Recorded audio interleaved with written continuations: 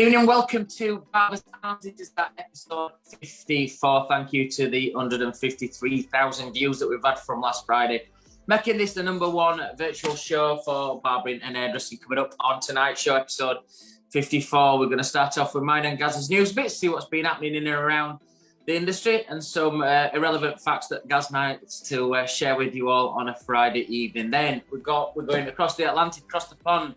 At 8:15, we're going to be interviewing the guys from Floyd's over in Chicago. They've got loads and loads of shops there. So we've got Phil Harvath and Patrick Butler, the president and the education operations manager. They're going to be joining us from Floyd's Barber Group over in America. And then we're going to have Gaz's 54th cocktail. I don't even know what that is myself tonight, so I'm looking forward to that. His barbells are stacking up week on week. And then to finish off, we're going to keep it into Europe. We're going to go over to Rotterdam and we're going to interview a great guy, Joost Mullerman. He's going to be joining us from Garage 39 Barbershop and Academy. So that's all coming up on episode 54 here on Barbers Arms. Without further ado, please welcome Mr. Gary Machin. Well, thank you, Mr. Simon Shaw. It's great to be here again. Wishing you an absolutely fantastic week, mate. How have you got on this week and what you're drinking? I'm having a little bit of a couple of drinks on go, actually. I'm just having a little glass of Malbec and got a little cheeky Desperado as a chaser, as you do. I've seen you started going Desperado as well. It's like liquid Valium. Do you know what? You know when they always say, be ready. And the best people, always get ready for what you're doing.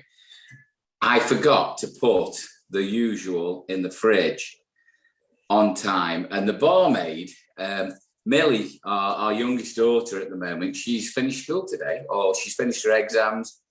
And so she's had, everything's been cancelled. And all the proms have been cancelled and everything else. So, 5 of her mates have gone to a little special garden party tonight. I'm dead proud of her. Absolutely love her to death. And the barmaid forgot to put me beer in the fridge. So I got home from work. I got some Desperados in for some for company that they might drop in. I always keep them in the fridge for you now, you see, in case. But she not actually put mine in. So I'm actually drinking your drink at the moment because she failed. So Rachel, you must do better. That's going to be on the memo this week. You get some Post-it scars and stick them on the fridge. Little things like "you must do better." Remember, Friday nights is my night. Hey, blue rinse or not. Hey, she'd slap me into next week if I did that. The only Post-it notes I leave is, and I haven't done this for a long time, but you know when you go away, you obviously you travel. When I go away, I always leave notes around the house.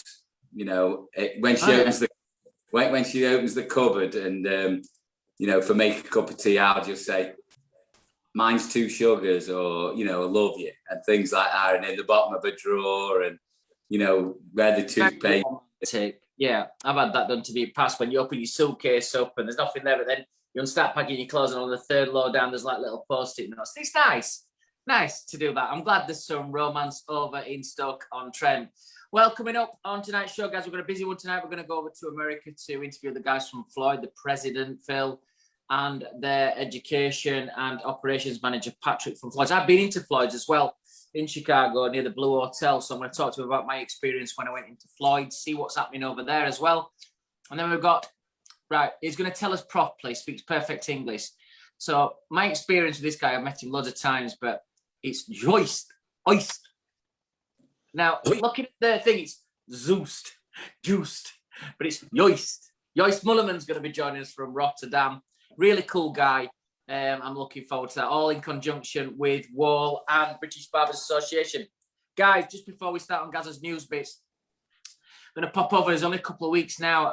We're going to have a quick look at our expo that's coming up on the 6th of June. We can't wait for this one. It's a biggie. Look at some of the names we've already got confirmed coming up. You can register as well. This is your time to register, get your name on the door. But we've got the BBA, we've got Wall, we've got Buxy, Captain Fawcett, Mitaki, the Fellowship for British Hairdressing are going to be at the expo. Homage, Barber Evo, Charm Door, just to name a few, and everyone's fetching education. Lots of people are going to be working on over the 2 weeks there, fetching you education. So don't forget to register, get registered. All the details are on your screen right now, and that's coming up on the 6th of June. So I'm really, really looking forward to that, guys. Guys, what's the news bits this week? What have you got in store for us? Well, we've got a few bits of news. I mean, the biggie for us is Monday. Pubs are open. For the hairdressing industry, and I'm just putting it out there, guys, this, you don't have to follow this, but it is not mandatory anymore to wear visors and a mask. We still have to wear a mask. The clients still have to wear a mask, but it isn't mandatory to wear a visor as well. And I know anybody who's worked in the industry, you know, who's listening tonight, absolute nightmare. It makes you sweat. You know, you have to keep it constantly clean. It's been really, really hard work. We've dealt with it. We've done it. Hopefully, we've got another day. Tomorrow, we've got to do it. And then on Monday, if you feel safe, you can ditch the visor. Now, this has come from BEIS, so this is Close Contact Services. NHF and the Barber Council have actually got this information out as well. But it's up to you. If you feel safe enough, you can ditch the visor from Monday. Boris has said that, you know, things are changing. At the moment, we've got this other variant that's doing the rounds. We've had a few deaths over this, so we have to be vigilant. We have to be carrying on and doing. I know everything's relaxing. I know we can go back into the pub, but people, we've got to still stay, you know, vigilant over COVID as it is. You know, things are still happening abroad. Today, we have got the French Martini as our cocktail, and this is a bit of a homage to Louis XIV as well. But the French Martini is one of the ones that I haven't done this year, well, in this last 54 episodes. So it is a new one. It's very simple. It's great. But from our point of view, from the industry as well, things are picking up again, I think. I know I spoke to you, Simon. I know you're back into work. We're doing a lot of teaching. First time we've been out, exterior visits for education. So when we're actually doing these things now, we're getting out and about, but it's actually picking back up at work again. With week 5, I think we did about 4.5 weeks, 4 weeks, we were absolutely pulled out of the place, died off a little bit, but we're coming back now. And people have got a reason to have haircuts as well. So we've been really busy today. Some barbershops have been passed though, still look quiet. So, you know, yeah. I think it's just that mad rush, weren't it? That first 2 or 3 weeks, you like slow down and easy. And I think the other thing, I was speaking to a few barbers while we're down in Kent as well. I think people have got used to, they're not in the habit of every 2 weeks, 3 weeks, they've gone months without an haircut. So it's like they forget, or they say, oh, I'm okay. It's like, it'll take 6 months to get everybody back in that cycle of coming back in maybe every couple of weeks, you know. I think I go in and see my little barber maybe twice a week. So, you know, just have my fringe kept in check and making sure it's keeping out the eyes. Do you know what? I mean, you know, people like yourself started doing stuff themselves. They've literally got used to that as well, and they've got out of the habit of getting the barbers.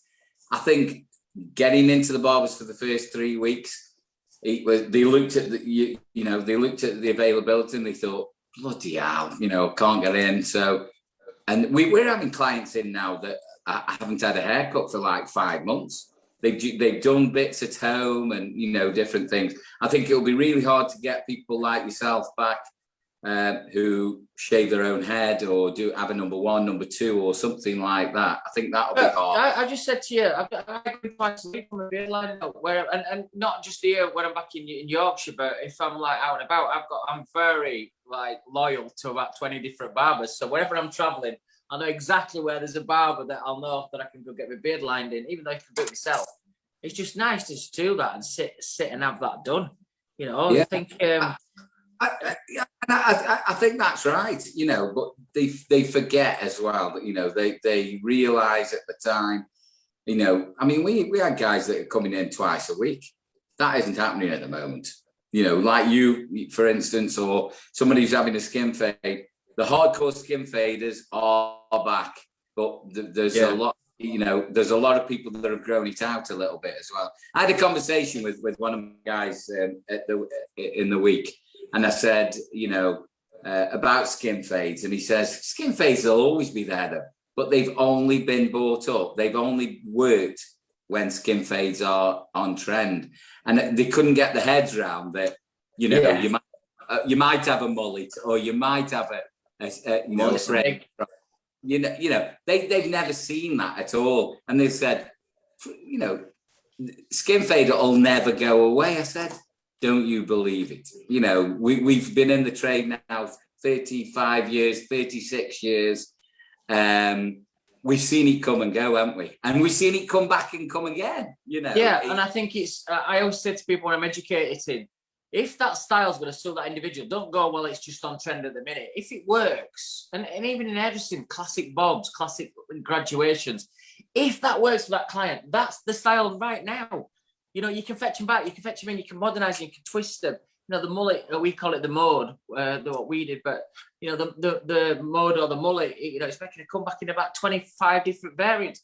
When ours, it was quite harsh, it would cut around your ears, it was shorter on top, and then we used to have soft perms at the back to make it look fuller, you know. So look, that when you see people now wearing that, it is very like they've got to have a real cool image to have that, because it's very retro. The mullets of today, the blowout fades, it's like kind of now. So there's no styles in and out. You're right, you said, Gaz, very normal now. I looked at my diary today and I just did some more days. I'm going out to Andy's barbershop over in Bicester, the guy who won the barbershop of the year. I'm doing some training for him on a Sunday. It's on the day he can fit me in.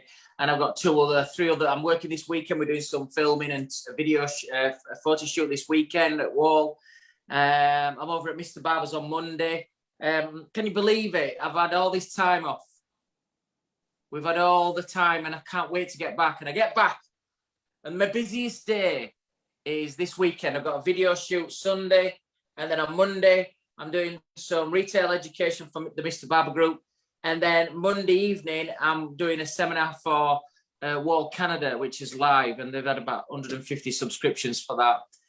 That's the day the pub's open, the 17th. But get this, my hometown Barnsley FC, it's the first leg of their semi. So all my mates are going out in a pub for the first time. They can sit inside. There's a Barnsley is in the championship playoff, and I'm working bloody watching a monitor on my own in a barbershop doing that. But look, I won't swap it. And yeah, it is getting busy. Looking at June and July already, there's about 6 weekends already being taken. So it's getting back to normal, and it feels good. On a note as well, just a bit of news. I mean, obviously everybody knows, but congratulations. It kills me to say it. Oh my days. Congratulations to all you Man City fans out there winning the Premier League. Thoroughly deserved it. But I think the Reds will be back next year. We've got the Europa final to look forward to. But look, English football is fantastic at the minute. Which Reds are you talking about? Well, both Barnsley and Man United. We've got a Europa League final for Man United. I just thought on Match of the Day last night when I caught up, like, you know, the Reds that 4-2, was it, or something like that? They're the worst champions that's ever defended a title, the worst defence I've ever seen. So I look forward to listening to all you Scousers out there phoning in and messaging me. But yeah, it's the worst defence of any title I've ever seen. But go on. I'm a Stoke fan, so I'm used to disappointment. You're a Stoke fan.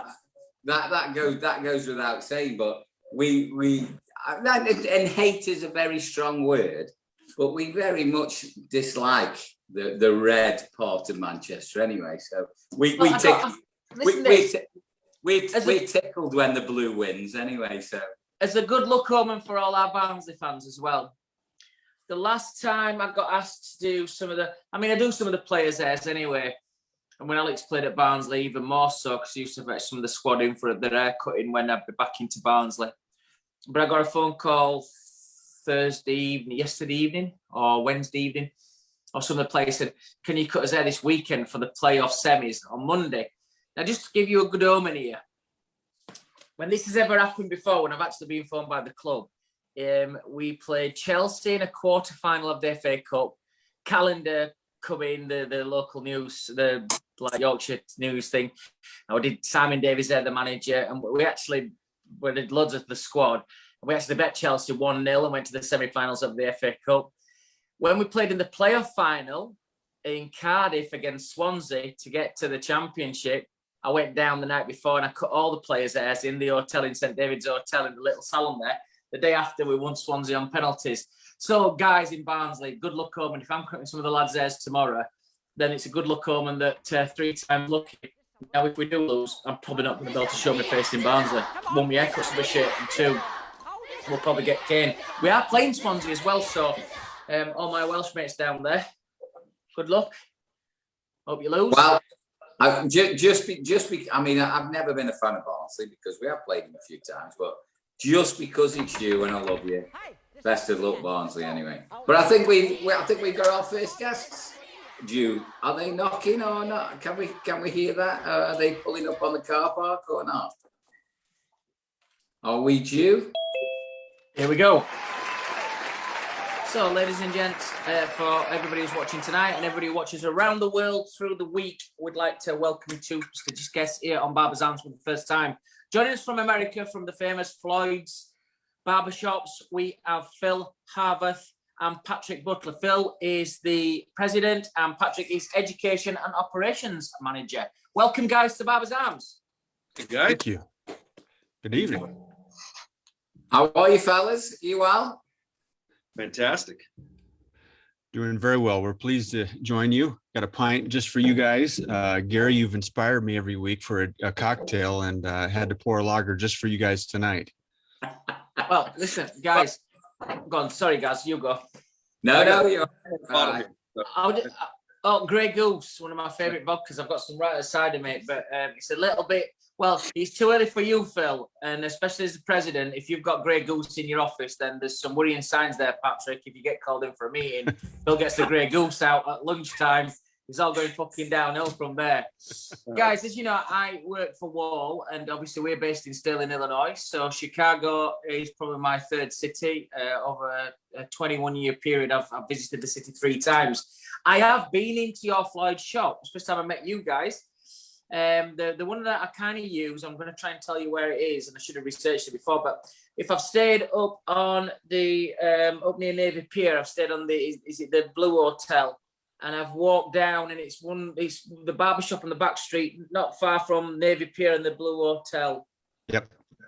So I forget what street it's called. It's not far off Michigan. Yep. But it's kind of said, and I've always had a good service in there. I've always had a nice beard trim, staff are polite, good retail. We're looking forward to all our viewers finding out a little bit about Floyd. So I'll hand you over to Gaz. Guys, it's a pleasure to have you on. I know we've heard a lot about you and Floyd's as a brand. How are we going to do this? Because we usually have one guest on at a time, we're going to ask you the same question, or we'll actually give you a question each. But I'm going to ask Phil first if we can just have a 2-minute bio of who you are, what you are, where you are. Just give our viewers all around the world a little taste of what you've done and where you are, please. That would be great to start the interview off. Yeah, certainly. No, thrilled to do it, guys. So really a lifer in the beauty industry. I've been in the salon industry over 30 years and grew up in the industry. I had a family business. My parents were immigrants that immigrated from Europe to the U.S. My father was a hairdresser, matter of fact, and as well as my grandfather. So kind of born into the industry, grew up in a dispensary, in a break room is kind of where I lived. And then after we had a family business, and after we sold that business, I've just stayed in the beauty industry ever since, because it's the type of industry, as we all know, being in it, you have a lot of passion for people. You enjoy the industry and what it brings to you in terms of creativity, but not only creativity in hair, but creativity in business, because I'm not a hairdresser. I'm on the business side of things, always been on the business side and in my career. But I love everything about it. And I came to Floyd's after many years and some other companies, had some successful runs at some big organizations like Ulta Beauty and some other organizations, and landed here in Floyd's about 2 months ago because I had always the utmost respect for the Floyd's brand, what it stood for from a culture perspective, and how it treats its employees, and how we're people first, and we just do some kick-ass hair as well too. So I'm thrilled to be here because I'm looking forward to help the Floyd's brand continue to grow. And as we come out of this pandemic and look to the future, we've got just tons and tons of opportunities. Great. Patrick, give us your bio, baby. Absolutely. I've been in the trade for 26 years and started out behind the chair, and I've taken my turn at ownership as well. But early on in the 90s, I was taken by education. And at that time, American Crew had just launched, and I saw their initial tour, and I said, that's it for me. And I was fortunate to get on board with American Crew, and I spent 10 years with them. And the best thing about that is it taught me so much, obviously, about hair cutting and about men's grooming, but it really gave me an opportunity to travel and be in front of so many other stylists and barbers and to educate. And because of that, it led me to the opportunity with them to work primarily in their academy, teaching 3-day courses, hands-on courses, of course. And then subsequently, it led me to help open academies around the world, in the UK, Spain, Denmark, China, Japan, Asia, all through Asia and Australia.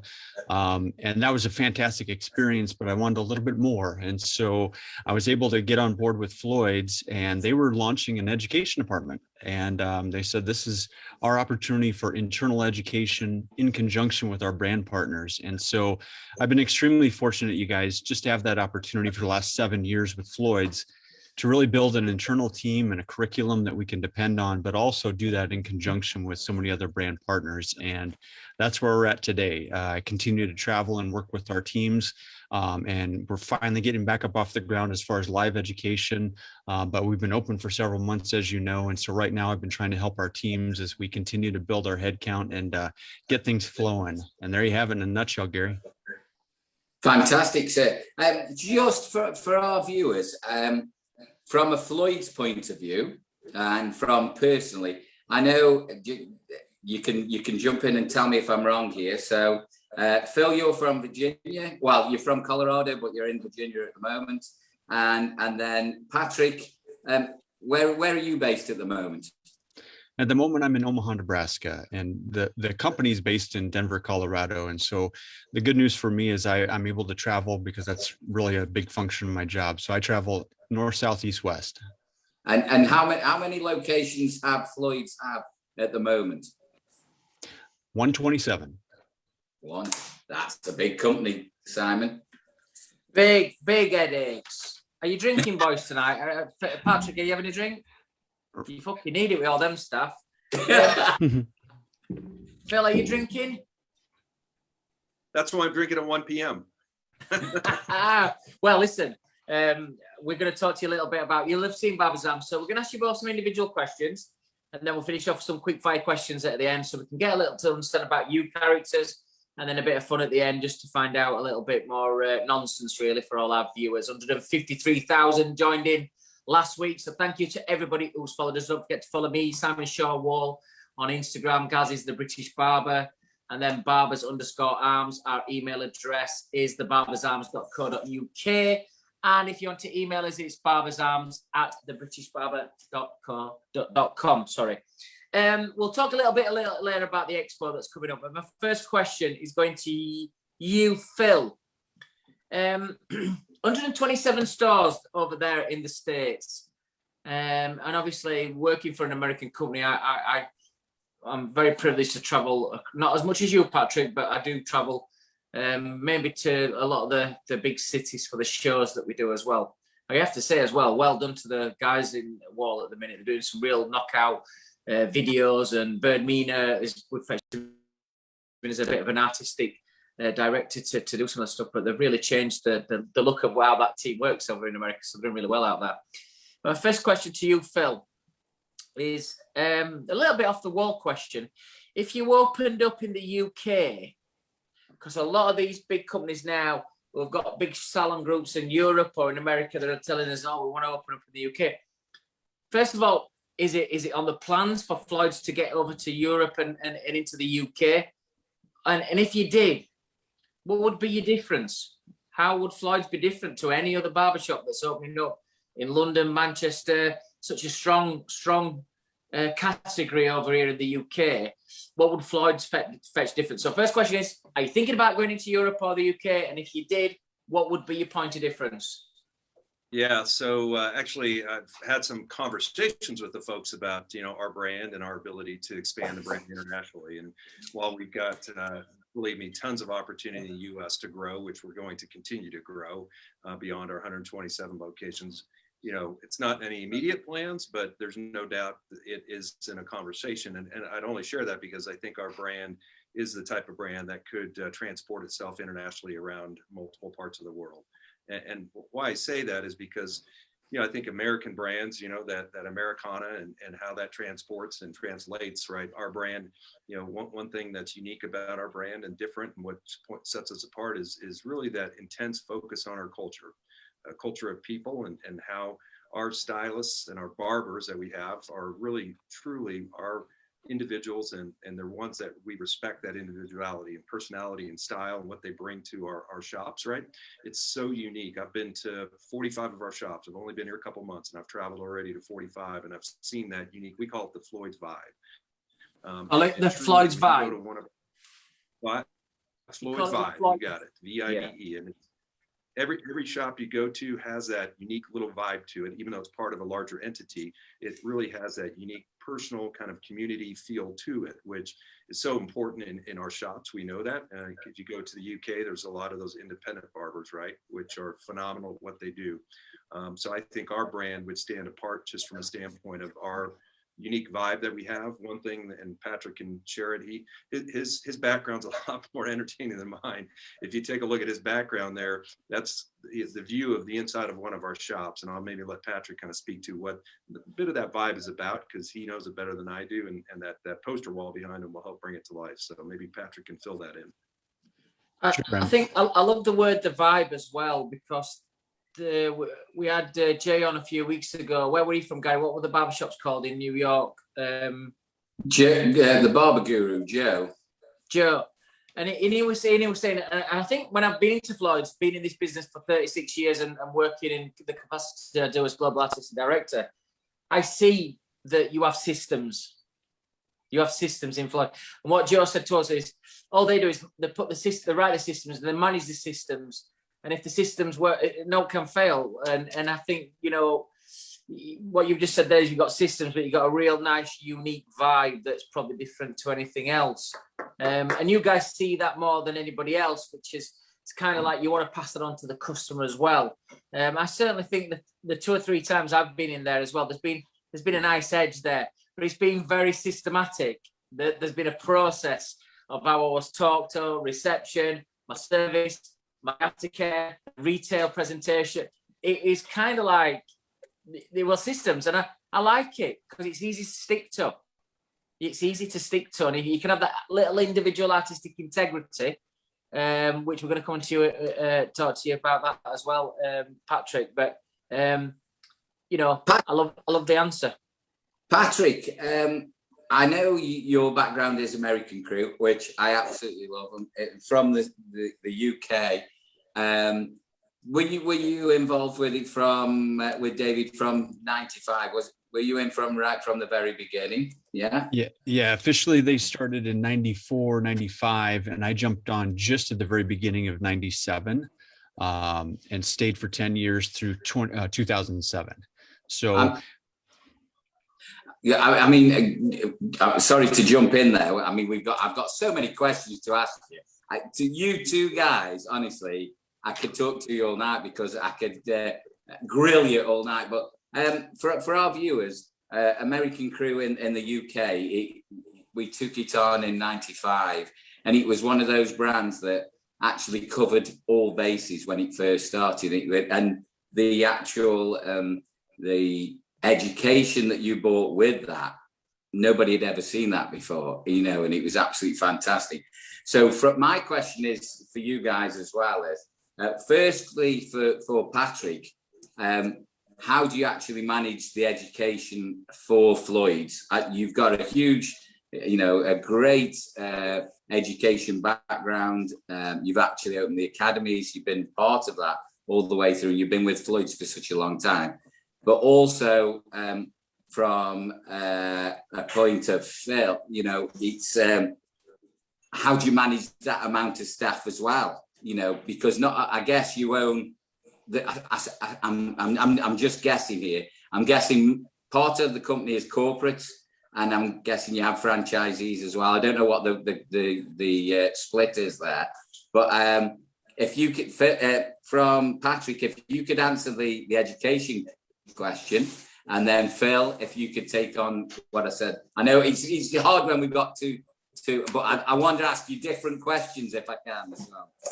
Well, the first thing I would say, Gary, is that similar to what Simon mentioned, he mentioned the fact that he recognized some systems, and you've talked about that on past shows. And the truth of the matter is, with education, as you gentlemen know, a good system, especially with education, is going to be the foundation. We want people to be individuals, and we want them to have artistic license.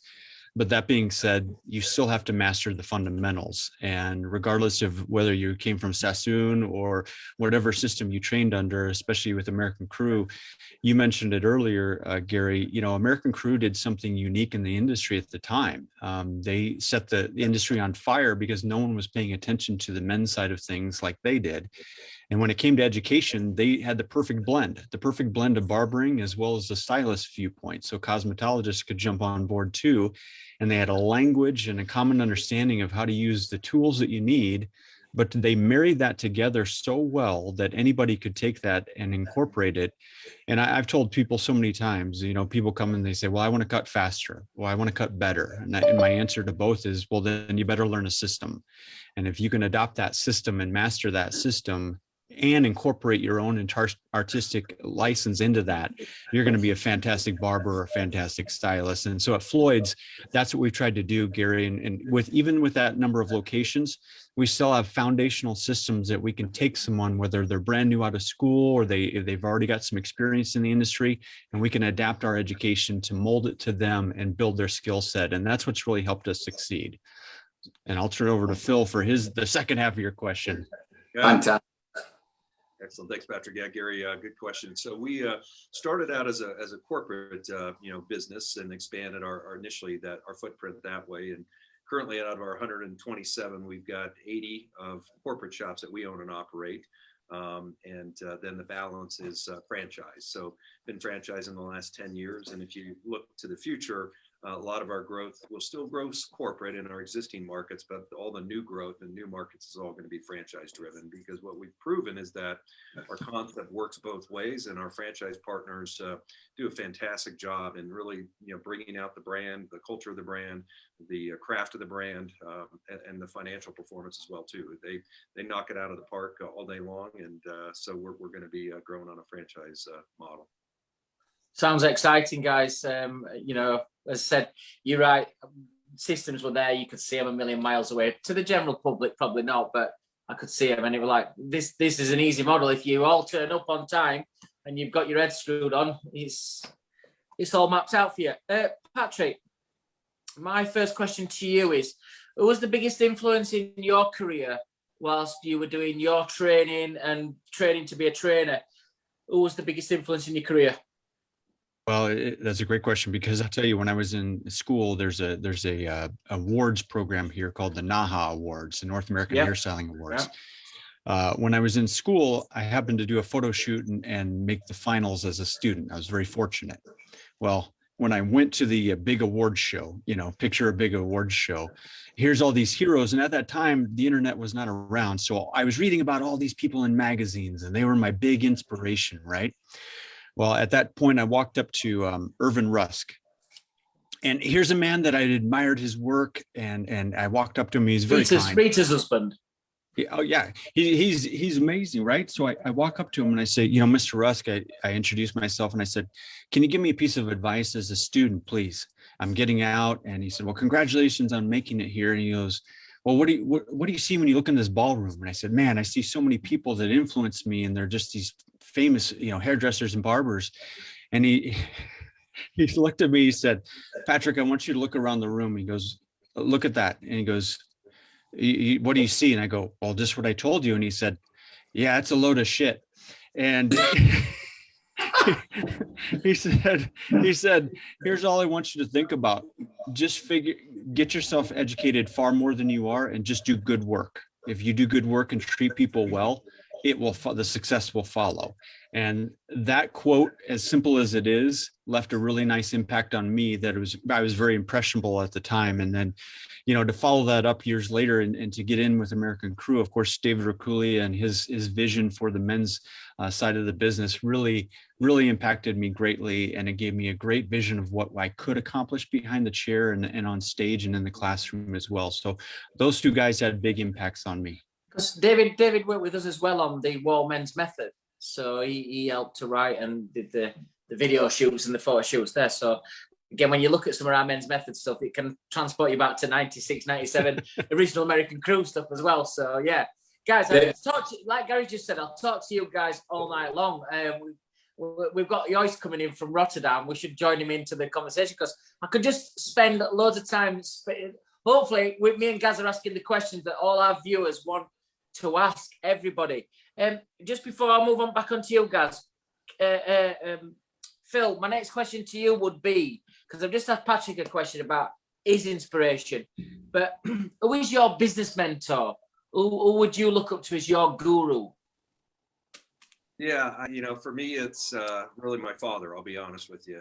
My father was an amazing individual and businessman, but really also a hairdresser, right? He started his career as a hairdresser, and as I mentioned, immigrated from Europe, from Austria, matter of fact, after World War II, and had his shears and got on the boat and went with my mom at the time, came to New York and started his career at Elizabeth Arden in New York. He actually did Miss Arden's hair, and one of his other famous clients was Audrey Hepburn as well. So, he really knew how to do phenomenal hair. And but at the same time, when he got into business, then he was always a future thinker, one that would look down the road, 10, 20 years. Matter of fact, our salons we had as a family back in 1982, when nobody even thought about the internet, we had computers in our salons in 1982 already. So he learned how to program computers himself, understood all those things in addition to doing great hair. So he was a great business mentor of mine because he taught me about future thinking and about always challenging yourself and going outside your boundaries and being able to really think down the road. And he's was an immense mentor of mine, and and one that always remember to this day, because one thing kind of similar to what one of you said earlier, I think Patrick mentioned it too. I'm a firm believer is that he taught me that it's really people remember how you make them feel. They don't always remember what you did for them, but they remember how you made them feel. And so my role in leading a company and a business is, I listen all day long. I could sit in an office and do strategies and do plans and tactics and all those. They're all great things. You need them. But in the end, my biggest role is making sure that everybody in the organization, from that individual barber to stylist, understands that we want to make them feel great about working for Floyd's. I think, you just said something. I saw a quote this week, Gary, and I loved it. It was referring to retail sales, but it was said, retail sales, 80% is attitude, 20% is aptitude. And I think, the average hairdressers for me who have got fantastic personalities, who look after their customers, are the most successful ones. I sometimes speak to some of the high flyers and they're like mortgaged up, they've redone this, they spend loads of money on photo shoots, they're chasing the dream, they're chasing the ego. There's the plodders though, that you don't even know, who have got 4 houses that they rent out, they've got an holiday home, and they're just because they've got a good attitude, they look after the customers, and they've built a fantastic business. And I love the quote there where, 80% is attitude and 20% is aptitude. Love it. Do you know what though? I think that's, I know, Simon, you've worked in America, such a long time, but for the last 5 years, we've worked in North America from a BBA brand. And it's quite unbelievable, the attitude of the industry, as in retail and the American dream, if you like. Anything's possible. I love that about North America. I really, really do love that. And, it brings me on to a question. going to ask you both a question here. Phil, from your point of view, I know you were very modest in your bio, and we've had some dealings, not personally, but from a BBA point of view. I did a load of work for you in Washington State and all around there for you from when you were in your previous life, when you were at Ratners. Now, Ratners is a huge company. You were the CEO of that particular company as well. You also done Ultra. You know, part of Chatters as well, which is in Canada. I mean, you know, from a business point of view, who's who? I don't think I've seen a better, you know, a better preview of a career in my life. He's tried to Ed on you for Rogers. No, what my question was, and I'm not blowing smoke here, is why Floyd's then? Yeah. The question for me, and this is not derogatory at all for Floyd's. They're a great brand, and you know, but why Floyd's? What made the switch for you? Yeah, you know, that's a great question, Gary, and you're right. I've done a lot and experienced a lot in my career, and I'm very proud of that and of all those organizations I've worked in, right? But I would say that why Floyd's is because, you know, in your career and in your life, you know, I'm very much a believer. There are points in time that it is about the place and time, right? And you don't always get to predetermine that, right? It comes along, and there's a kind of a universal rule around that occurs. And when the Floyd's opportunity came along, you know, I originally was born and raised here in Colorado, where Floyd's is based, and I kind of heard about him. And so when I travel back home to see folks and parents and friends, I get to go into the shops and get to feel the vibe and get to see the culture. And to be quite honest with you, it's one that I always admired from afar. You know, it was one that I could said if ever one day I wanted to be part of a brand, that I could actually take that brand and go from a great brand to iconic brand, it would be Floyd's, because there's very few brands that have that opportunity. You think of them, you know, in other industries, you know, whether it's, you know, Starbucks, for example, right? We've all drank coffee for hundreds of years, but they figured out a better way to do it and make it an iconic brand. Floyd's in the hair industry and what we do from barbering and styling and men's grooming specifically, we've got that opportunity to become that number one kind of lifestyle brand, which is extremely powerful. So being a part of that and helping to create that, and more importantly, biggest thing for me is coming from a family business of hairdressers is being able to create a career for those barbers and stylists so that they can earn a better living and live a better life. That to me is always what drives me. That's what gets me up every morning, excited, energetic, and ready to go every single day. Great. I mean, great insight and great answer. Thank you. Go on, sorry. I was just gonna like come back to Patrick as well. One of the questions that when people's in your position as education and operations in a big group like that, and coming from the place where you come from Crewe, and I know Phil's like background's massive in business, but I always like to know, do you read books? And if you do so, what's kind of like the last book that you read that would impact you in your job for your business? Well, yeah, there's a million business books out there, right? And to impact you, I've got one. I'm going to reach over right here, and this one right here I'm reading right now is called "Leaders Eat Last," and it's by Simon Sinek, and he's been quite active on social media, YouTube, all over, and it's a great book. I mean, it talks about building a great culture and how you as a leader, instead of putting yourself first, are literally putting yourself last so you can build your people up and really, as Phil mentioned, build better lives for themselves. And that's what really drives me. And so I've read a million business books, but I'll tell you, to answer your question, Simon, that's the last one I read, literally, just right here. Have you guys read a book called Relentless? Yeah. Fucking amazing. Yeah. I have that on my iPad. And Gary, you've got to get this book called Relentless. And it's about a sports psychologist who dealt with some of the biggest sport personalities and other people, but how to get the best out of them. And it's fucking the best book from a business. Every time I read it, it gives me goosebumps. Well, and it's so appropriate for what we do, right? Because a lot of times we deal with a lot of people who, let's face it, have a little bit of ego. We're egocentric at times in this industry, and managing those egos can be challenging. And you're right, that book helps you put things in perspective so you can try to dive in and manage that type of ego. It's acceptable to have the dark side. Well, do you know, I got 3/4 of the way through that book on my last trip, and I think we need all our staff to read that book, right? But Gary, you know one thing I read, Phil and Patrick, one thing I really got from that book is that to be where I've had to get to be, you have to be bloody minded sometimes. You have to be relentless, but you also have to be mindful of when you get in there not to shit on people, because if you come back down, they're going to get you. But you have to have that dark side, because that dark side is the one that's dangerous, and that's the one that will make you take them chances and will help you gamble. And as long as you're respectful and it's not there too much, because my dark side scares me. I don't like it, but I do. It does come in now and again. It takes over Simon Shaw, and it's there. But that book really made me feel almost like psychologically made me feel a bit better. I read it thinking, it's all right to be a twat. Do you know what though, Patrick?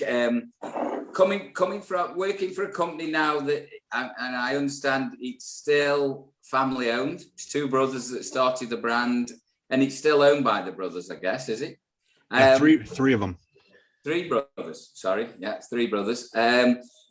From your point of view, and this is going back to Phil's question earlier. You came from American Crew. I mean, American Crew, like you said, it was groundbreaking. And there's one thing I still use when I teach is anchor, pivot, suspend.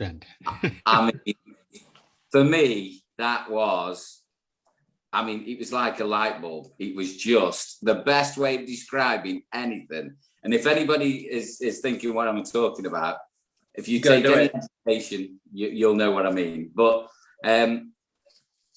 coming from your background and where you came from, and you joined Floyd's family business, just from your point of view, from an attitude of the business, what's your next step? What's I know you take your team training all over the place.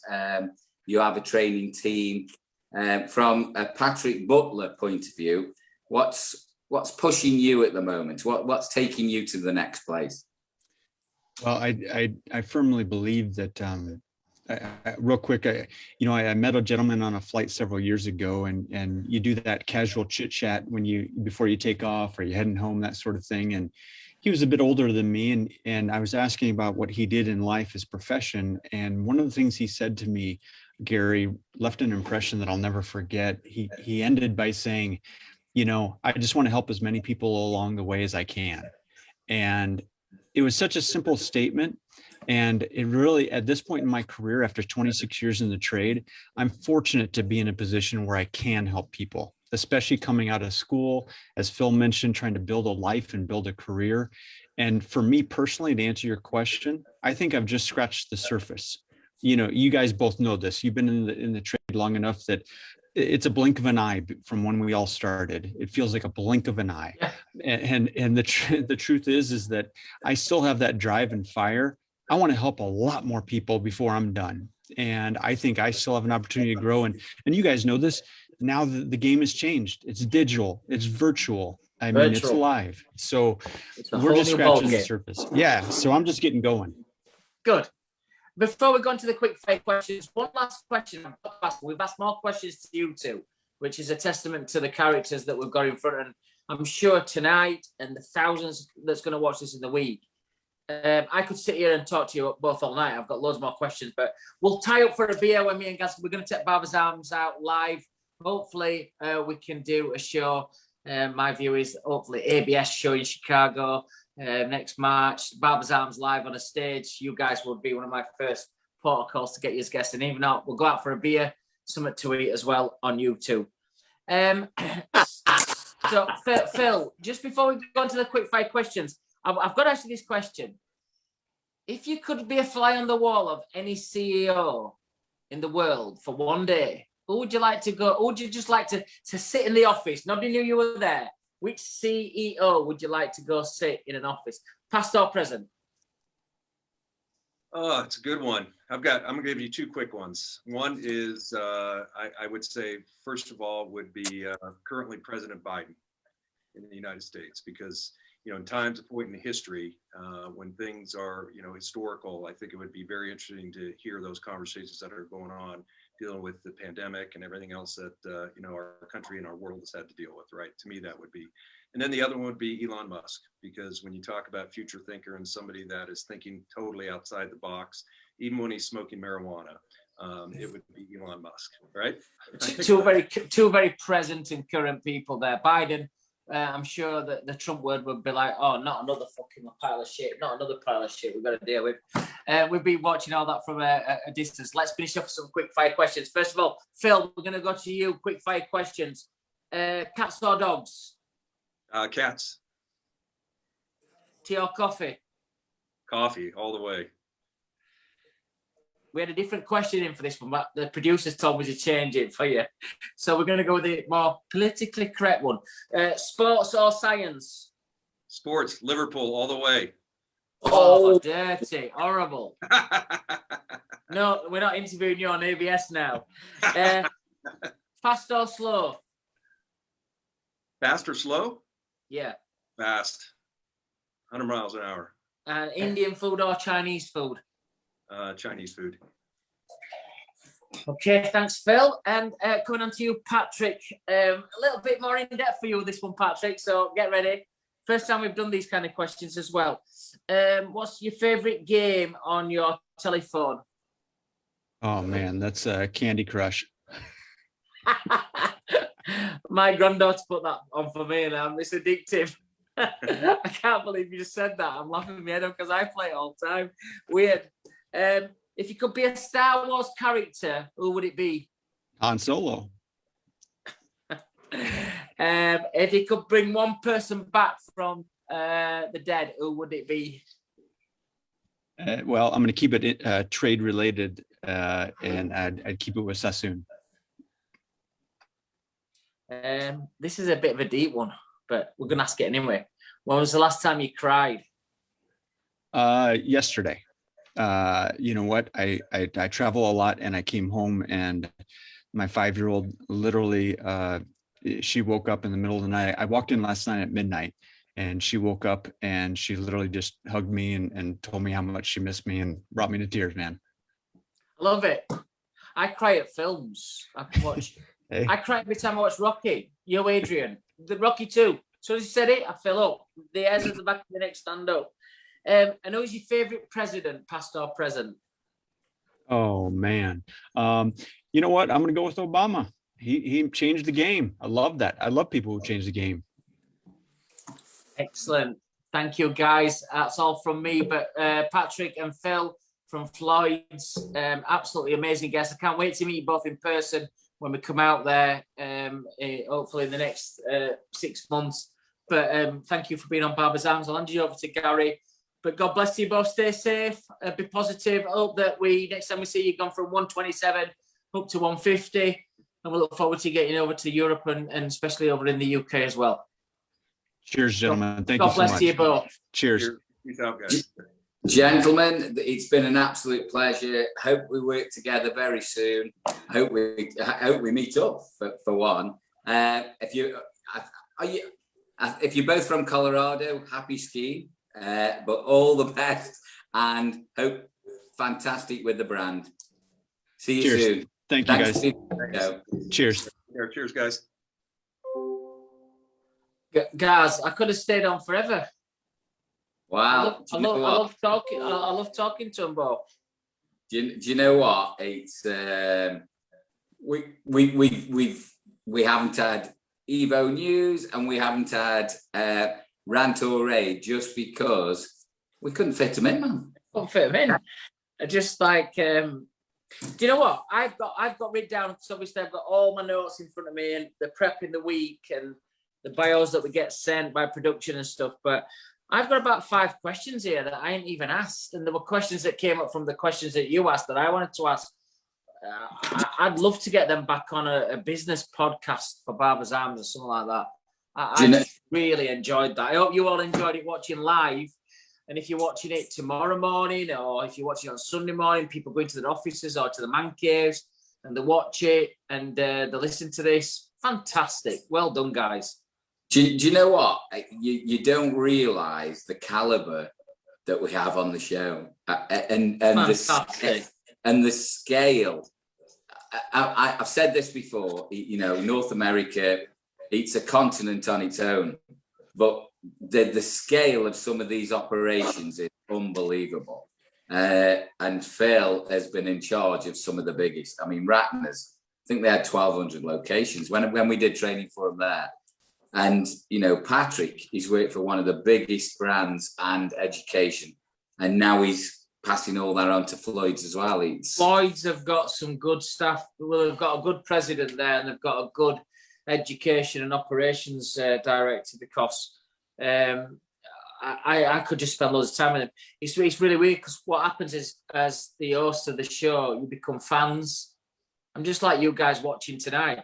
It's like, I'm always asking the questions. I could just sit and listen, and I watch that back. I'm making notes there. I love the words like the vibe about what's our difference. It's the Floyd vibes. I'm going to get the book, which is Leaders Eat Last. I pick stuff up all the time. Talking of big tasks and talking about a big mammoth job on is your 54th cocktail. Do you know what? I laughed earlier, Gary, when you said this as well. I was laughing because you said it's in respect to Louis XIV. Your cocktail tonight is in respect to Louis XIV. And I think we can see your bar area there. But it always takes me back to the episode of Only Fools and Horses where they do the chandelier, and it's the Louis XIV chandelier, and where Grandad puts it down. So when you said Louis XIV today, I was giggling because it's one of my favourites. You know, there's a few on Only Fools, Batman and Robin, the chandelier, and the one where he's in the wine bar and he leans over. But when you said Louis XIV earlier, it tickled me. But I'm looking forward to this cocktail. I'm going to have to go for a natural break. But for our 54th cocktail, before we go, don't go away anywhere as well. Got Joist, Mullerman coming in from Rotterdam straight after Gazza's 54th cocktail.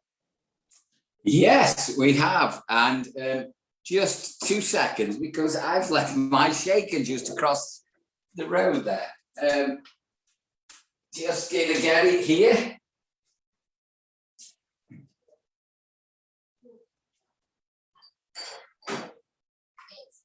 So, as Simon's just left us, and I had to leave and come back because we had a little technical. Tonight we have got our 54th cocktail, which is our French martini. So we have our cocktail shaker here, and tonight we've got our typical martini glass that we're going to shake into. So, first of all, we're going to put some ice in there. We've got our vodka, which we're going to have 45 ml, or we're going to use our jigger. So it's 1.5 jiggers.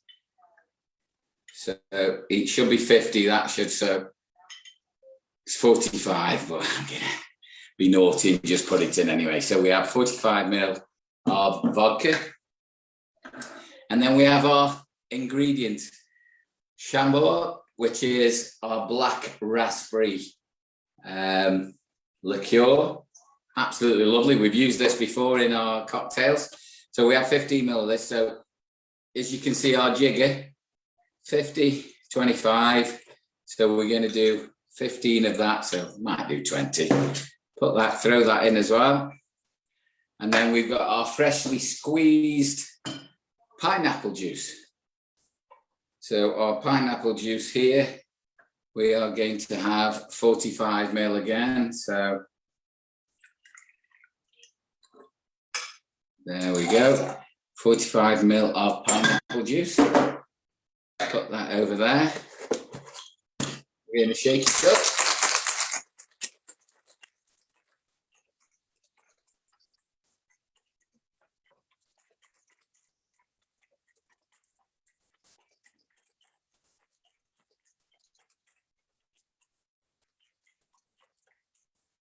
And this is very, very simple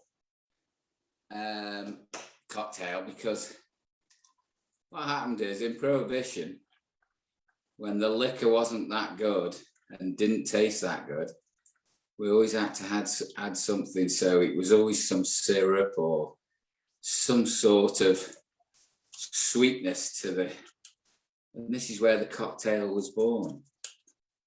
We always had to add something to take away the nastiness.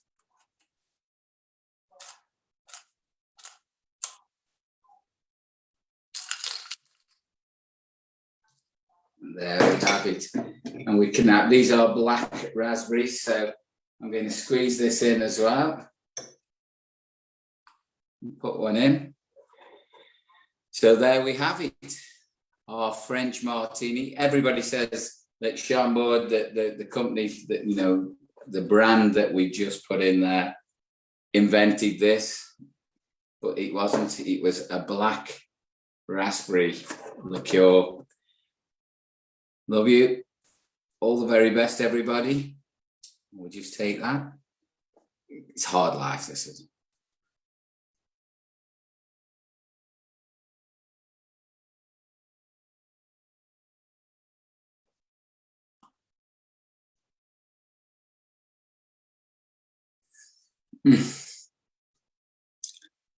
Absolutely delicious. I can't. I think we might have to do that one again. And I think I think the actual barmaid might have to have, even though she hasn't performed today, I think she might have to have a little taste of that one later anyway. So, but absolutely delicious. Are you back with us, Simon? I'm back. You're yes. Fully refreshed? Fully refreshed, ready to go for our next guest.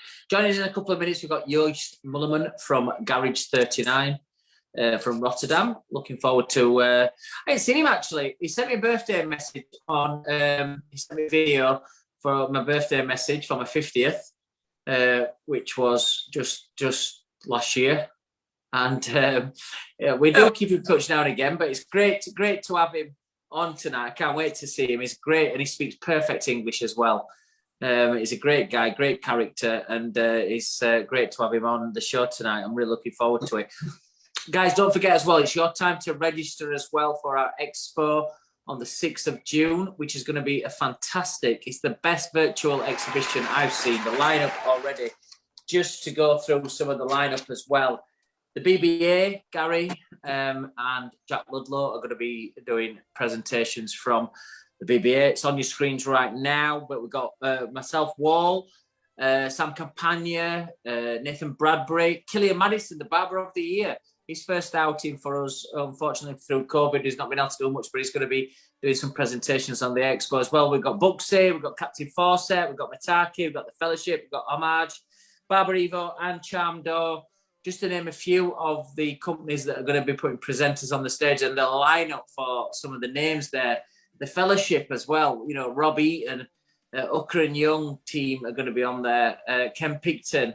The names are fantastic that's on this, Gary. I can't wait. You know, even when we've done our presentations, I'm going to be watching the presentations, and hopefully we're going to be fetching all back into Barber's Arms for a drink as well after each presentation as well. We're going to fetch them in and have a beer with them all as well. Do you know what, though? The thing is, 90% of those people on there, we've had on the show as well, which is extra special because we've actually had an insight into their careers, who they are, the personalities. And remember, all the BBA members, all 27,500 of you that are out there, you will always be, you will have an email sent to you already.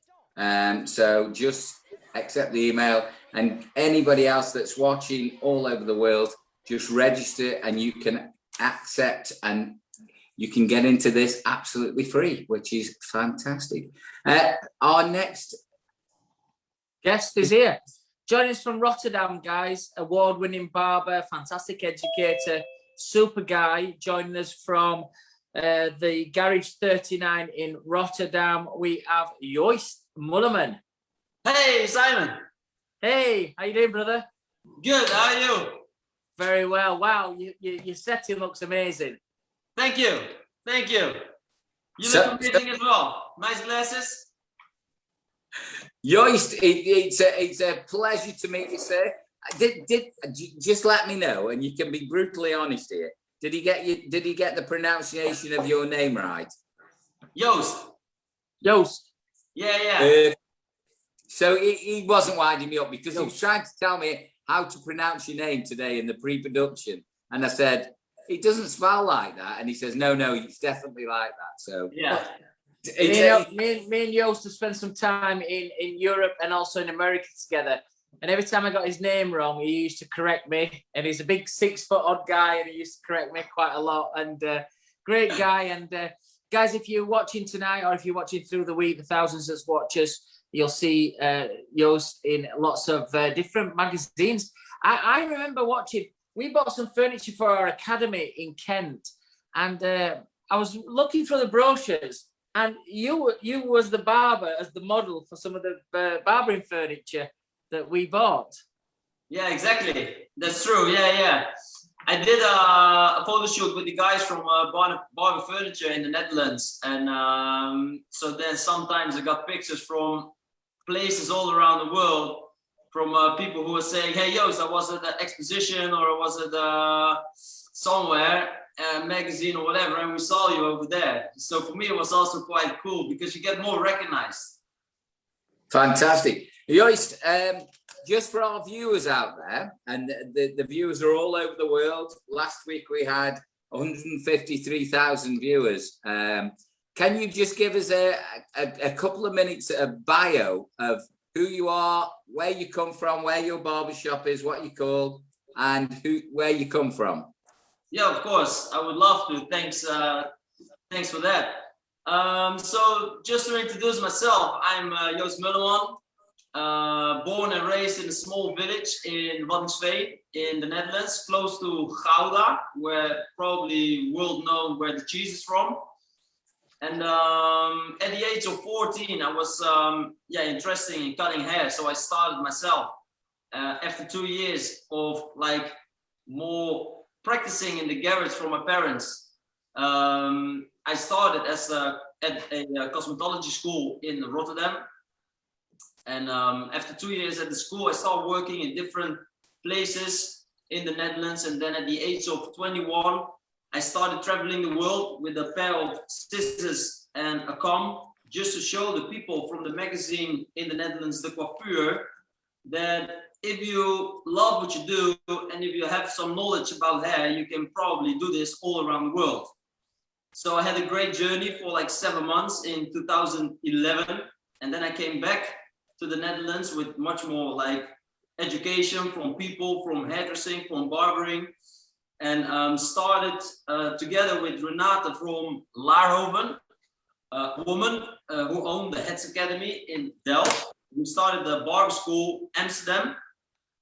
And so the journey has started with the educational part and traveling around the world for education and shows. So I was the lucky one who could travel for work. So I like to travel, I like to cut hair, and I could combine this from, I think, the age of 25 till 30. And then in the meantime, when I was 28, almost 29, I started the barbershop, the Garage 39, here in Rotterdam. So that's the shop what you see as well here in the background. Working now here at the garage with Luc and with Kenny, 2 amazing guys. One of them I educated myself, that's Kenny, when he was at the barber school in Amsterdam. And Luc is another great guy. I met him the first time when I was doing education part for Schwarzkopf. And then he was in the audience with his father, and his father is also a hairdresser for like 36 years. And then Luke saw me and he saw the presentation. And he was like, hey, Dad, maybe I'm going to change from shop and I'm going to try to work with Joost.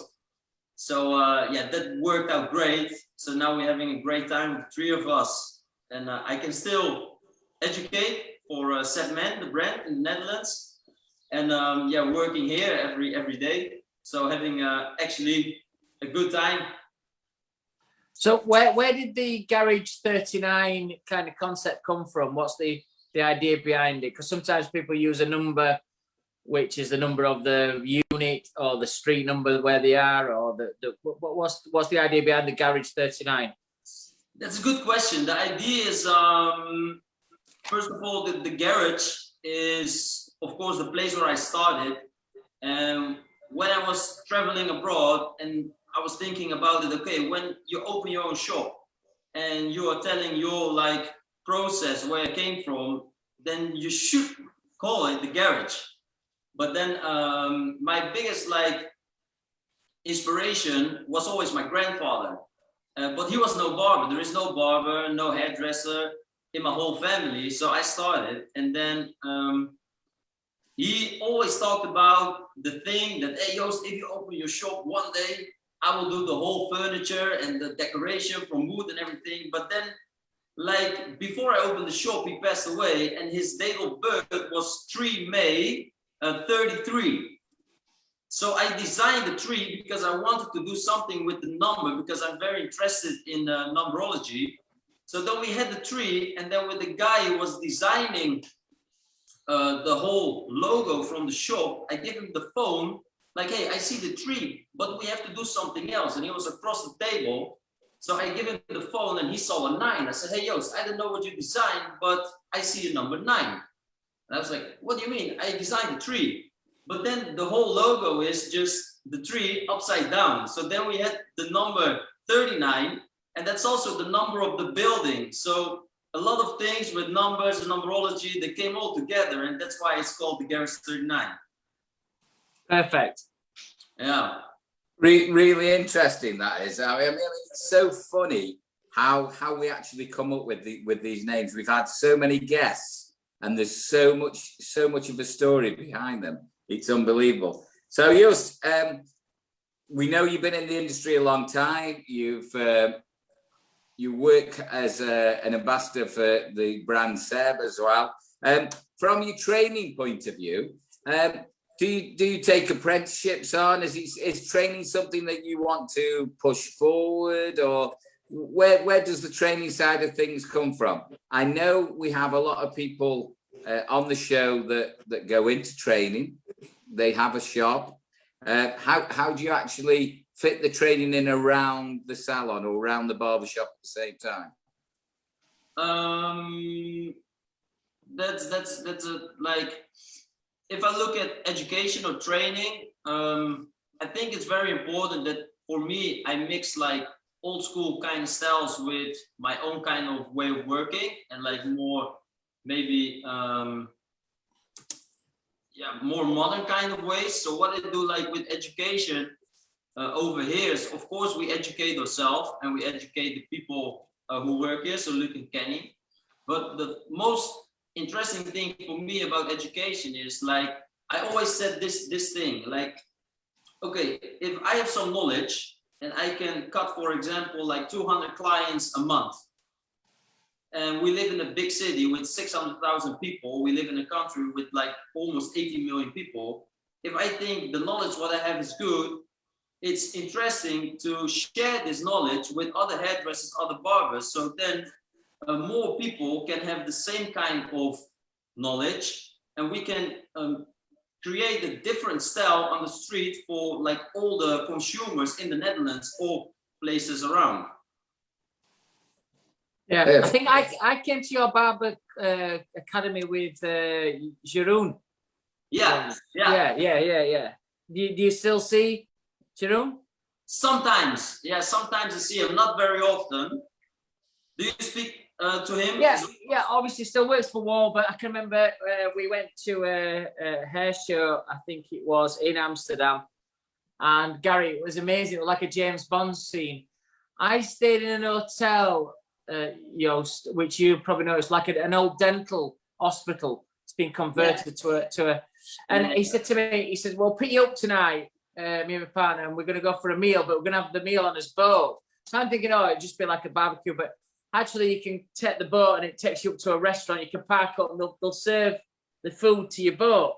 So I get out of the hotel, I'm thinking, where am I going now? So he's messaging me, go to this pier. And they actually picked me up on a speedboat and they took me from the hotel around the canals, and then we went up to a restaurant. It was an amazing night. Really cool it was. Great. Really good. Do you know what, Joost? From your point of view, you've got Garage 39 now, you've got staff, you've educated, you're a brand ambassador. What's the next thing for you? Where do you see yourself going in the near future? Is it more salons? What do you want to do? Where do you see yourself going? Yeah, nice. A nice question. Where do I see myself going? It's interesting because last week we managed to work on a lot of things. Because of the lockdown the last year, I was able to work more behind the scenes. So work on the computer, work on the skills, and work on everything what I would love to do in the future. So this week everything came together. So we're going to start with a new line, for example, a clothing line. We have like a special clothing line from 39 brand. So we're going to redo everything. We're going to make totally different things. We're going to do a lot of new things in the shop. What I would love to do is to create my own brand, hair product brand. And as well, what we want to do is we want to create a kind of, not a community, but we want to create something more than that the guys can come to our shop, get a haircut, and then can go somewhere else. We want to create more events. So we're going to start next Sunday with the Gentleman's Ride. Also with a pit stop along the shop. We're going to start with surfing lessons because we also have some surfboards and surf kind of lifestyle here. So we're going to start with surf lessons, and we're going to create more kind of things around the shop to get the total experience of the lifestyle, what we would love to do and what we are living. So that's more something about lifestyle, what we want to create, and that's more something for all our clients. And I want to grow to 4 people in the shop. So at least we want to hire 1 more or maybe 2 more persons to work with us. And that will be amazing if we can make all this happen next year or the year after. Of course, we take our time. It goes step by step. So I like it when it comes more natural instead of we have to push it a lot. Because then we can still enjoy the ride. And that's about what I would love to see in my future and the future for the shop and for the boys. And it's kind of a Dutch philosophy, isn't it? About whatever you guys do, you kind of want to enjoy it as well, and take your time and enjoy the experience. That's one thing I've learned from working in Holland and obviously working with you guys. But Joost, you've travelled quite a lot. But tell us a funny story. What's a funny story on your travels that sticks out in your mind? That's a crazy story. I don't know. Yeah, okay, let's do it.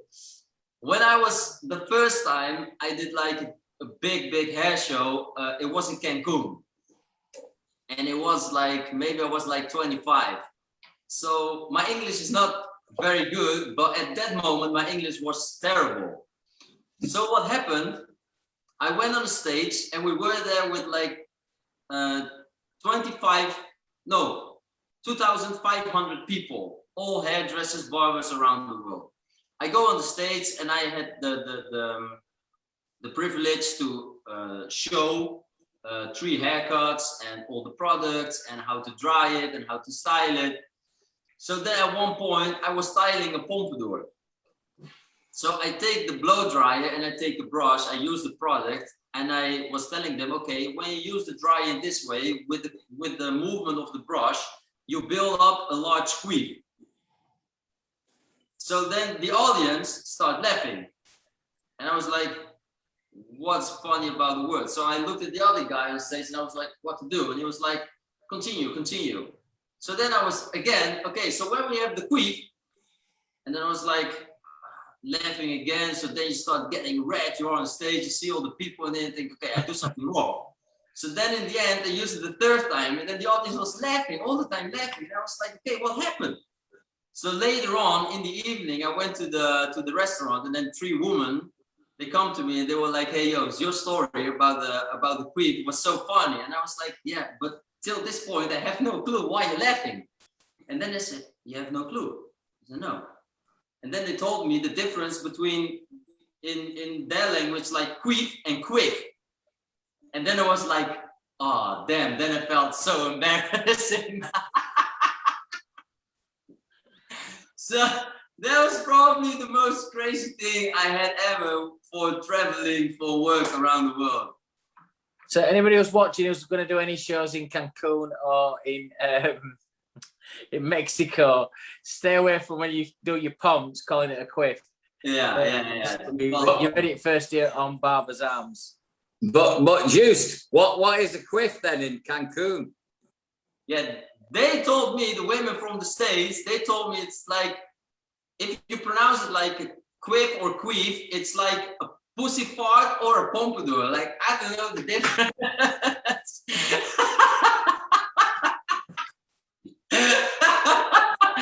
So again, we'll reiterate, do not say this on stage in Cancun or in any parts of Mexico, because you're going to get the same response as what Joost does.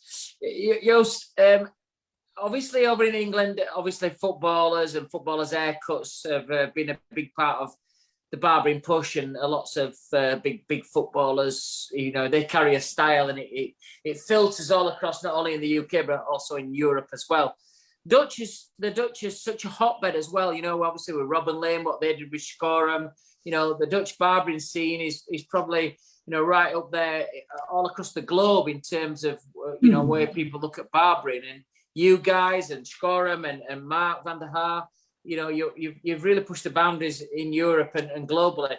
But if you could do one Dutch footballer's hair from past or present, who would that be? Oh,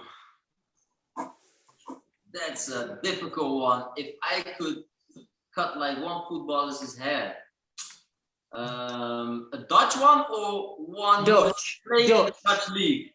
Dutch, past or present? I have no idea. I always said, like, when Zlatan was playing for Ajax, I was telling all my friends, like, I want to cut his hair. But yeah, if like Dutch, I don't know. See, I'd love to cut Johan Cruyff's hair, especially when you look at those like World Cup videos from the 70s, Okay. 74, 78. If I could go, of course, if I could go back that time, but when Johan Cruyff was living, of course, then I would love to cut his hair. But from for example, now the guys who are now playing, I have no clue. Like, who should I pick? Can you imagine Johan Cruyff with the skin fade now, though? It doesn't work, does it? It doesn't work. No, we'd use the all-in-one blade on him. We'd keep his hair long, but we'd keep it like a bit more textured. It'd look kind of cool if we could cut his hair. What a hotbed of barbering it is out there, though, in Holland. And, you know, do you feel proud of your Dutch heritage in terms of what the other companies have done in and around you? You've been a big part of that. We see you on lots of magazines. What's your feeling about Dutch bar? Because we always say to people on this show, what's your views of English barbering? But what's your views of Dutch barbering? How do you rate Dutch barbering and things that's happening over there? Yeah, I'm really proud of the Dutch barbers. Really proud as well, like how they communicate with each other and how they work along each other. I think, like, for example, of course, Schorum from the Netherlands, they pushed it like worldwide.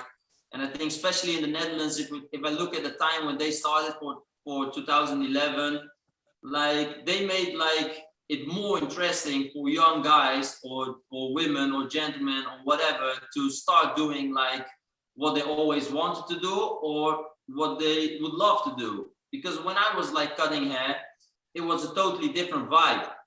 So after 2011, when they pushed like barbering more in like the Netherlands and worldwide, it became much bigger and much more interesting, and like all consumers on the street and lots of guys, they would love to go to a barbershop. So of course I also am proud of myself with the barber school and with all the education and with the shop I have, and with how everything works now for as an ambassador. So I am proud of what I'm doing, and I'm also proud of all the other guys who have a shop in the Netherlands, who are working in the shop. I think worldwide, if I look at the Netherlands, I think we have quite a high standard from technical like cutting and clipper work. So for a little country what we are, yeah, we can be very proud at our skills. Absolutely. Do you know what? We've had past guests on the show as well, and should be very proud as well. If there's one place or one thing you could do, or in the future, what would it be? Where would you like to work, or would you like to go to somewhere else, or where would you go? I think I would love to work for a while in Los Angeles. Nice weather, nice lifestyle. I was there for I don't know, like 4 or 5 years ago for 2 weeks for education. I loved everything over there, so that would be cool, for example, to do an exchange. But I think everywhere I went, it is interesting because, for example, Asia is very interesting. You see all different things in the culture and in the hair type and in the way they treat and cut the clients. And it was as well in the States, and it was in Russia. One thing I would also love to go for my work is South America. But not to Mexico using the word quiff. No. For example, Brazil or Argentina. South America, then, yes. Yeah. I mean, North America is fantastic. The opportunities there are absolutely. And if you've watched our guests earlier, I mean, fantastic place to work and live. Yeah, exactly. In normal times, but yeah. Oost, you have been an absolute pleasure to interview, sir. Hopefully, we're going to get over to Rotterdam sometime soon.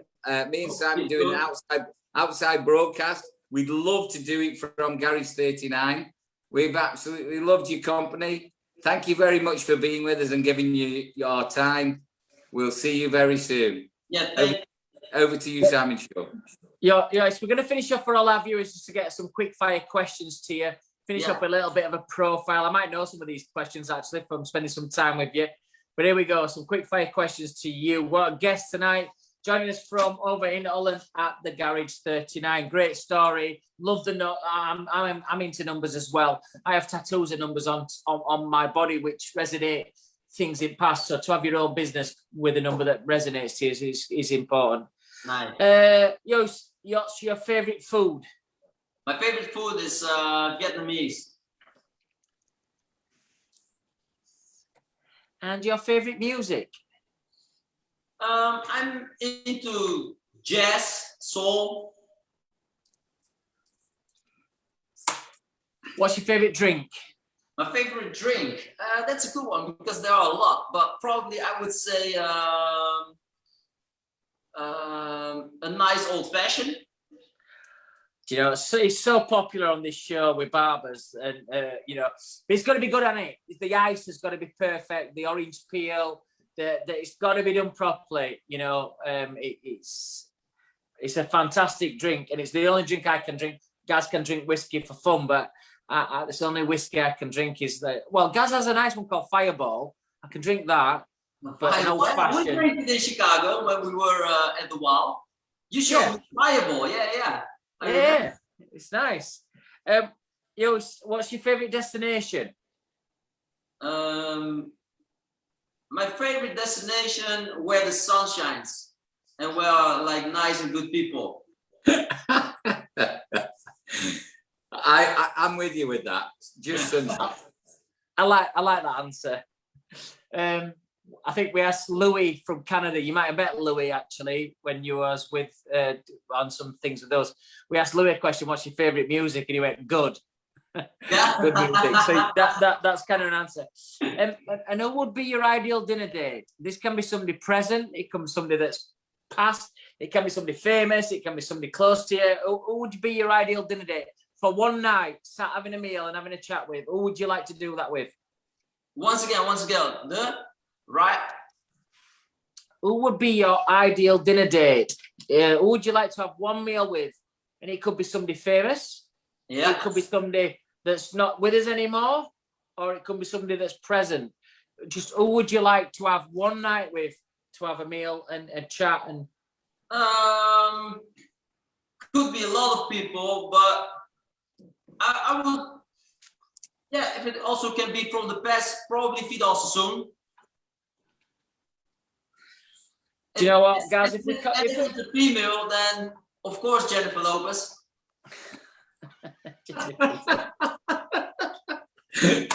Do you know what? Sassoon, old fashions, these are very popular. With Trevor producing, we need to collaborate some of these questions as well to say who's our favourite drink, and it could be Joyce from the block. Producer just put some on there. Joyce from the block, Jenny from the block. Joyce Mullerman from Garage 39 over there in Amsterdam. Great guy. I've known this guy for about 3 or 4 years. I've still got your video when you sent me my happy birthday wishes. You're a great guy. I love speaking to you the other day. I'm glad you're on Barber's Arms. I want to keep in touch with you, mate, and I can't wait to see you when we're out and about travelling. Joyce is having his favourite food, which is some Vietnamese food. He's doing all this, listening to some either nice, cool jazz music or some soul music. His favourite drink that he'd be having at the time would be an old-fashioned. He likes having an old-fashioned. And he'd be doing this wherever the sun shines, wherever it's nice, wherever there's nice people, wherever there's nice weather. He'd be doing all the other above. And he'd be doing this with the very late and amazing Mr. Vidal Sassoon. And if Sassoon was busy that night, he'd be definitely having Jenny from the block, Jennifer Lopez, Joyce Mullerman. Fantastic to have you on Barber's Arms, brother. Great to see you. You look fantastic. Your shop looks fantastic, and we wish you all the best. Stay safe, brother. Thank you both. I had really a good time. Thanks a lot, and good luck with all the other interviews. And have a good evening. And good to speak to you, and hope to speak to you very soon, and to see you soon. See you guys. Thanks, Hughes. Thank you. Bye-bye. All the best. Bye-bye. Bye-bye. I've loved it tonight. I'll tell you what, when people said to us, when can you get shots in? Can't get me fucking questions in at minute. The mind shots. Hey, tell you what, he's Viking, he is, isn't he? Yeah, he's top guy, and he is when you meet him. He's like 6'3", 6'4". He's a massive specimen. Hey, Gary, he can cut hair as well. Well, I'm guessing. Unbelievable. I'm guessing he does, being on the show, but he is. I wouldn't like meet him in a dark room, I tell you. He's a great guy. He says he don't speak perfect English. My Dutch is fucking useless. So he speaks fantastic English. They make it easy for you when you travel over to the Netherlands, where they make it easy, which is like 3 beers. How much is that? I love that one. Do you know what, though? When he says his English isn't very good, can you imagine what our Dutch would be like? I mean, same shout. Oh, just quickly, and I know the production team will be getting mad about this, but I just got to tell you this little one. You know, when he was saying about he's been abroad and said got misinterpreted. I traveled to Spain a little bit, and we go over there, we holiday over there, and when the kids were young, and when you always try and say, oh, you're in native land, I'll try and talk to the natives, and I love to try and speak a little bit of Spanish, and got this particular time, and we're ordering breakfast, and you order a drink and different things, and you say, oh, George, uno pino zumo. So I wanted a pineapple juice. I'm like, oh, pina. There's a very, very slight difference. Pina, it's either pineapple or cock. So I ordered a cock juice for my young daughter at the time. And George says to me, he goes, Gary, I don't think you need that. I said, yeah.